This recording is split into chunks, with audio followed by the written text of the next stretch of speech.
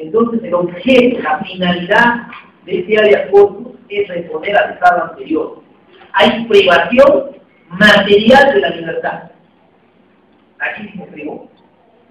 Puede ser por mandato judicial, puede ser por decisión de un particular.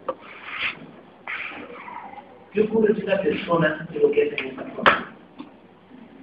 Le debe, que lo que hace en tu patronato, le debe una deuda, lo agarra, lo lleva a su casa y le dice, págame, no te lo. ¿Qué hace?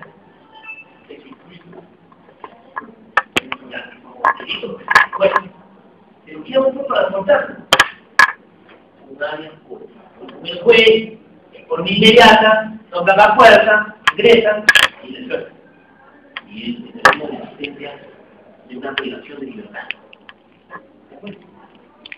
Este tipo de funciones constitucionales, aquí hay mucho desconocimiento, demasiado. ¿Por qué el autor ha considerado cuando a una persona se le obliga a concurrir a una clínica psiquiátrica, en el caso de Tudela, que ha merecido una esposa? Cuando la esposa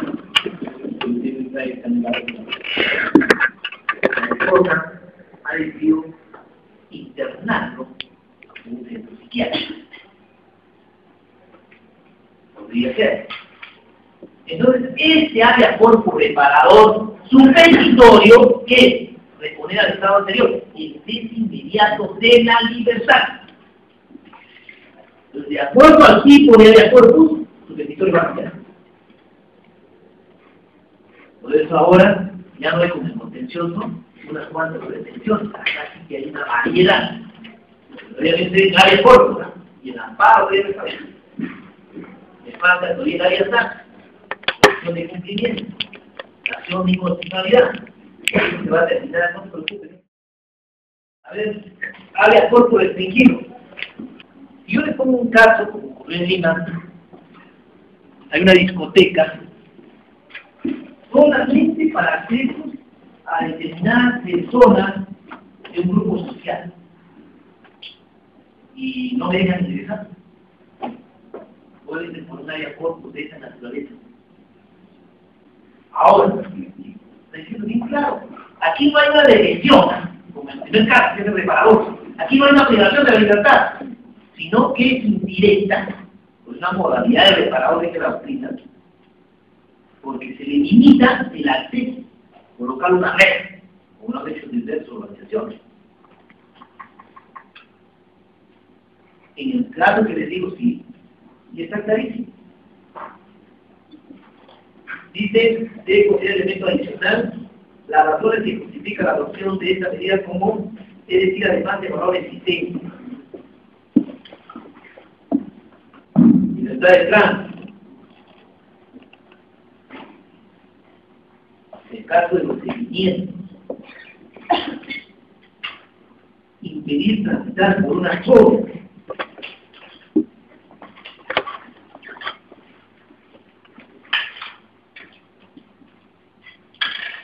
Los seguimientos es una modalidad básica.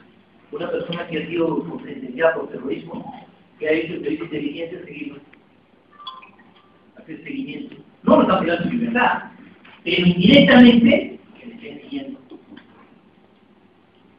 la libertad física. A ver, el habeas corpus correctivo. A ver. En el primer caso, detención aquí que le privó. En el segundo caso, no hay privación de la libertad, pero de alguna manera la libertad de tránsito presente en el juicio. Aquí hay un mandato legal, hay una orden de detención. Puede ser en establecimiento penal o en un establecimiento público, hospital, una silla. Hay una situación razonable para que esta persona esté en ese lugar. Lo que protege son las condiciones. Es por eso habeas corpus correctivo, para establecer medidas de corrección. Por ejemplo, un reo que le prohíbe el derecho a la visita íntima. Un preso que no se le permite tener acceso a la lectura de un libro. Un portador de VIH internado en un hospital que se le traslada a otro y se le aísla para que no tenga contacto con otra persona. Son condiciones. Por situaciones de salud se le puede aislar, pero no absolutamente. Algo que no importa. Entonces, miren, aquí se protege, lo que se protege son condiciones y hay que corregirlas. Acuérdense básicamente de eso, el habeas corpus preventivo. Habeas corpus preventivo. Muy bien. Esta modalidad de habeas corpus se emplea ante la amenaza de violación de derechos fundamentales. Es decir, cuando sin que se concrete ninguna privación efectiva de la libertad, existe una amenaza cierta e inminente que de ella se produce con vulneración de la Constitución y la ley. No se advierten posibles o probables agravios, sino que los actos que están destinados a concretar esta vulneración deben encontrarse en ejecución. La finalidad de los procesos constitucionales, a que se refiere al artículo 1 del Código Procesal Constitucional, es la de proteger los derechos constitucionales, reponiendo las cosas al estado anterior a la violación o amenaza de violación de un derecho constitucional. En el mismo sentido encontramos los dispuestos por el numeral 1 del artículo 200 de la Constitución, que al efecto señala que este proceso procede ante el hecho omisión por parte de cualquier autoridad, funcionario o persona que vulnere o amenaza la libertad individual o los derechos constitucionales conexos. En efecto, nos encontramos entonces ante dos tipos de lesiones de derechos fundamentales: los actos y las amenazas. Como advierte, este tipo de procesos se utiliza en los casos en que se produzca la última de estas opciones. Una vez señalados los tipos de lesiones que pueden sufrir los derechos fundamentales, nos queda claro cuando se produce un acto lesivo, mientras que en el caso de la amenaza, la situación es un poco más confusa. En ese sentido, cabe preguntarse, ¿cuáles son los elementos que deben reunir toda amenaza para considerarse lesiva de derechos fundamentales? El artículo 2 del Código Procesal Constitucional nos ayuda a zanjar el asunto, al señalar que ésta debe ser cierta e inminente. El Tribunal Constitucional, desde su jurisprudencia, ha señalado que la amenaza no debe ser conjetural ni presunta. A su vez, la considerado que la inminencia de que se produzca un acto que lesione el derecho a la libertad personal o derechos conexos a ella significa que se trate de un atentado contra la libertad que esté por suceder prontamente o en proceso de ejecución, no reputándose como tal a los simples actos preparatorios. Asimismo, estima que cuando se habla de certeza, se está haciendo referencia a un conocimiento seguro y claro de la amenaza del derecho a la libertad, dejando de lado conjeturas o presunciones de su producción. A ver, ¿qué diferencia hay entre el habeas corpus reparador y el preventivo?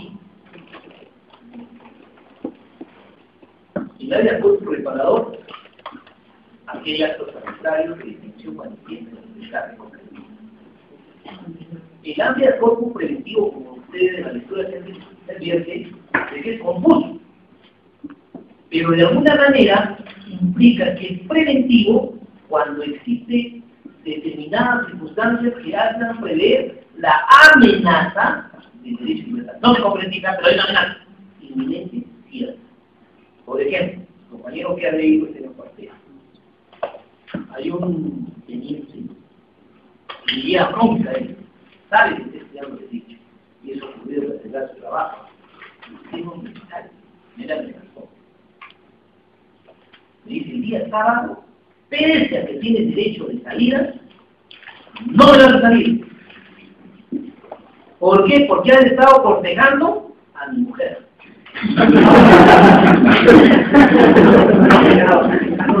¿Puede plantear una de corpus o no? O dices que en el ejército lo que manda el teniente hay que sacar. De acuerdo a la jerarquía, doctor. ¿Ah? De acuerdo a la jerarquía, ¿quién te sube? No está bien que te limite tu libertad. No es, por ejemplo, no como dice el reglamento del cuartel, es otro, como dice, no, ellos se basan a su reglamento. Pues, ¿Más que un reglamento no puede estar arbitrario? sí, doctor. Si te dice que no te vas a salir, ¿qué haces? En caso, por ejemplo, como te dije ese día, doctor, cuando llegan de Lima, por ejemplo, no hay inspecciones, es prohibido salir los compañeros. Eso es lo que me digo. Yo estoy poniendo la otra justificación. ¿Por qué enamoras a la esposa del teniente? En este caso, es más descortista, 24. Te vas a acordar,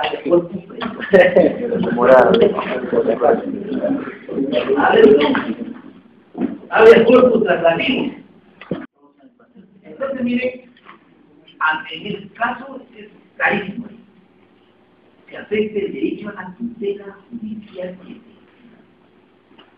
A ver, el petitorio lo mencionó en el caso de un habeas corpus traslativo. ¿Cómo pediría? Contra la sala o contra el juez, yo que haya dispuesto la detención preventiva. El señor está detenido hasta 9 meses, lo que establece el Código Procesal Penal. Pero ese señor tiene ya 6 meses. O cuando ya tiene una pena, ya ha cumplido la pena y no se le da libertad. Entonces acá estamos vulnerando el plazo razonable de la judicial. Entonces un habeas corpus tratativo. Hay que ver mucho en lo que se llama los procesos complejos. En qué caso, mediante resolución debidamente motivada, el juez puede establecer el carácter de un proceso complejo y duplica el plazo de duración.